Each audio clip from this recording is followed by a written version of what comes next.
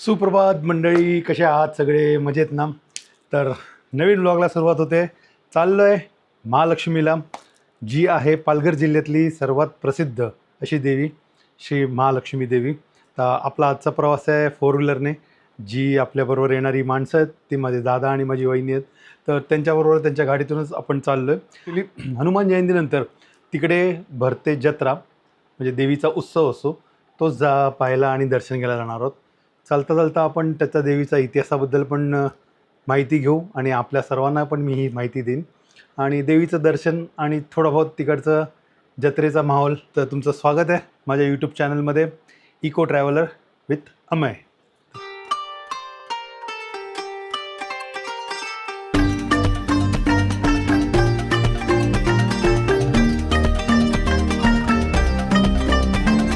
आपला प्रवास आहे हा विरारवरनं चारोटी नाका. हार्डली 60 ते 65 किलोमीटरचा रनिंग आहे विरारवरनं. आपण ट्रेननी पण येऊ शकतात, बेस्ट ऑप्शन आहे ट्रेनचा. म्हणजे मुंबईतून जर येत असाल तर सरळ डहाणू लोकल ट्रेन पकडा. डहाणू स्टेशनला उतरल्यावरती तिकडनं तुम्हाला टमटम्स चालूच असतात, 50 रुपये पर सीट घेऊन जातात.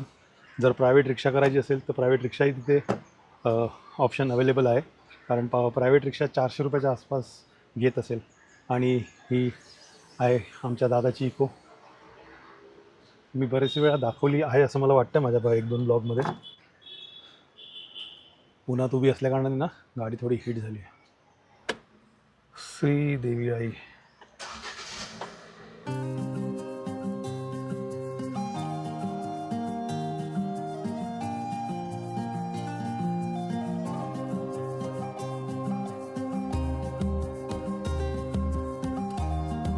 आता आपण पोचलो आहोत चारोटीला.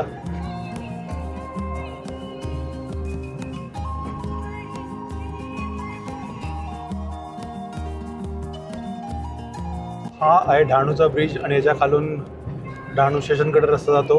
ह्या इकडनं तुम्ही चारोटी नाक्यापर्यंत सुद्धा शेअर रिक्षाने येऊ शकतात, पण आजकाल डहाणू स्टेशनवरनं टमटम सरळ मिळते टुवर्ड्स महालक्ष्मीसाठी, कारण आता देवीचे उत्सव आहेत त्यामुळे इथे म्हणजे ट्रान्सपोर्टेशन बऱ्यापैकी असतं. तो गड आहे देवीचा, जो एक सोळा दिसतोय. मी झूम करून दाखवेनच तुम्हाला. तर हा काही एंट्रन्स आहे.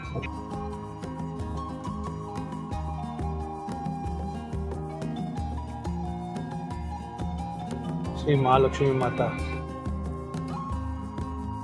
आपण पुढच्या एंट्रीज म्हणून एंट्री करणार, कारण इकडे सगळी जत्रा असणार आहे. आता इकडे सगळी जत्रा, म्हणजे जत्राचे सगळे ते पाळणे वगैरे सगळे तिकडे लागलेले असणार. ही 1 नंबर पार्किंग आणि हे आहे मंदिर महालक्ष्मीचं. पार्किंग बाहेरच करूया इथे. तर हा असा काही महालक्ष्मीचा भाग आहे. ही देवी आदिवासींची देवी मानली जाते महालक्ष्मी, आणि ह्याचा इतिहास खूप छान आहे, मी सांगतोच तुम्हाला. आता डहाणूचे महालक्ष्मी मंदिर हे पालघर जिल्ह्यातील एक अत्यंत जागरूक आणि ऐतिहासिक देवस्थान आहे, जे इसवी सन 1306 मध्ये जव्हारचे कोळी राजे जय बाजीराव मुकणे यांनी स्थापन केले होते. हे मंदिर मुंबई अहमदाबाद मार्गाजवळ चारोटीपासून अगदी जवळ असलेल्या डोंगराच्या कुशीत वसलेले गाव आहे. पौराणिक कथेनुसार कोल्हापूरची महालक्ष्मी माता गुजरातकडे जात असताना डहाणू येथील निसर्गरम्य डोंगरामध्ये विसाव्यासाठी थांबली. ही देवी साक्षात कोल्हापूरची अंबाबाई असल्याचे मानले जाते. येथे 2 मंदिरे आहेत, एक गडाच्या पायथ्याशी आणि एक गडाच्या टेकडीवर. पूर्वी देवीचे मूळ स्थान डोंगरावरील एका कडेच्या गुहेत होते. एकदा एक गरोदर स्त्री देवीच्या दर्शनासाठी डोंगरावर चढत असताना थकव्यामुळे बेशुद्ध पडली. आपल्या भक्तांचे हे कष्ट पाहून देवीला अत्यंत दया आली. तिने त्यावेळी जाहीर केले की आता भक्तांना दर्शनासाठी इतका उंच डोंगर चढण्याची गरज नाही आणि ती स्वतः डोंगरावरून खाली येईल. त्यानंतर देवी डोंगरावरून खाली विवळवेढे गावात स्थायिक झाली, जिथे आज मुख्य मंदिर आहे. तर आपण आता आलो आहोत मंदिरामध्ये. आज एवढी गर्दी नाही आहे, उन्हामुळे मे बी असू शकतं गर्दी कमी, पण संध्याकाळी मात्र फुल इथे धमाल मस्ती असते आणि गर्दी तेवढ्याच प्रमाणात असणार. स्थानिक आख्यायिकेनुसार या परिसरातील किनारपट्टीवरील आणि शेती करणाऱ्या समुदायाचे संरक्षण करण्यासाठी देवी डहाणूमध्ये प्रकट झाली. यामुळे येथील आदिवासी समाजाची देवीवर प्रचंड श्रद्धा असून आजही मंदिराचे मुख्य पुजारी आदिवासी समाजातले आहेत.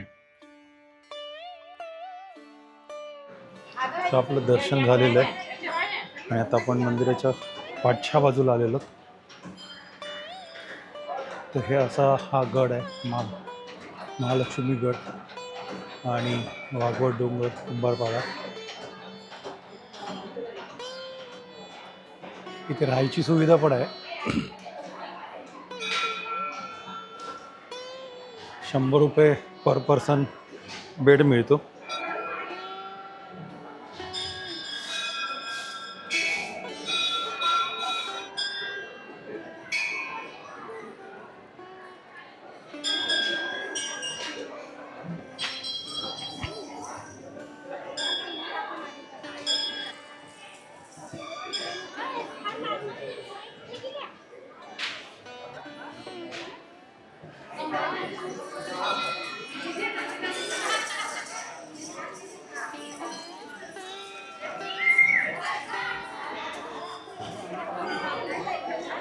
दादा पटकन निघून जातो कुठेतरी. हां, देणगी द्यायला. तर अशा तऱ्हेने आपलं आतलं दर्शन झालेलं आहे पूर्ण आणि आपण आता बाहेरच्या बाजूचा जो काही आहे, जी जत्रा भरली आहे आणि त्या जत्रेमध्ये काय काय अजून बघायला मिळणार आहे ते आपण पाहणार आहोत आता.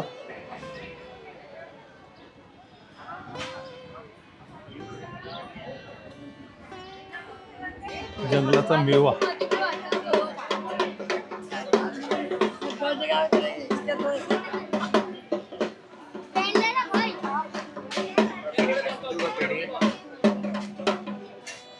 हा, ताडगोळे कसे देते बंडी? मित्रांनो, ही देवी आहे ना, जी महालक्ष्मी म्हटली जाते कोल्हापूरची, पण ही इकडच्या स्थानिक आदिवासी आणि समुद्रकिनाऱ्याच्या पट्ट्यामध्ये राहणाऱ्या लोकांची देवी मानली जाते. त्यामुळे ह्यांच्यासाठी जो उदरनिर्वाहाचा जो काही मार्ग आहे तो म्हणजे समुद्रात मिळणारे मासे आणि शेती. तर त्याचप्रमाणे काही समुद्रकिनाऱ्यावरील मासे विक्रेते जे आहेत त्यांनी इकडे सुखे मासे विकण्याचा व्यवसाय सुद्धा करतात आणि बरेचसे भाविक जे इकडे येतात दर्शनासाठी ते इकडनं असे सुके मासे, ज्यामध्ये भरपूर मोठे मोठे मासे असतात, जसे म्हटले जाते गोळीचा मासा, दाड्याचा मासा, मुशीचा मासा, ची बरीच विविध प्रकारची माशांची नावं आहेत. त्याचबरोबर शेतात मिळणारा जो गरम मसाला आहे त्याचे काही फुटेज आहेत. अच्छा, हा एक मासा आहे जो जिवंत तर नाही आहे, फ्रीझरमधला आहे, पण बऱ्यापैकी मोठा घोडीचा मासा हाला म्हटलं जातं आणि याची बऱ्यापैकी महाग किंमत आहे. आणि इकडचे प्रसाद म्हणून सुद्धा हे घेतात इकडेच आणि इकडेच बनवून त्यांचं भोजन करतात आणि काही लोक घेऊनही जातात. तर ते घेत होते आणि मी त्याचं शूट करत होतो, तर मला मजा आली हे सगळं बघताना वगैरे.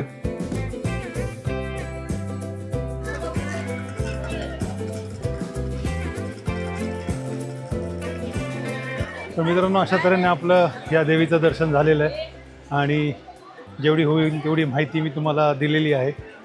या देवीला नॉनव्हेजचा प्रसादही चालतो, म्हणजे आदिवासी लोकांची ही देवी मानली जाते, लक्ष्मी देवी. आता ह्या ब्लॉगला इथेच समाप्त करूया आणि नवीन एका व्हिडिओसाठी तयार राहूया. तर माझे असेच नवनवीन व्हिडिओ पाहण्यासाठी माझ्या चॅनलला लाईक करा, शेअर करा आणि चॅनलला सबस्क्राईब करा, जेणेकरून तुम्हाला नवीन नवीन व्हिडिओ पाहायला मिळतील.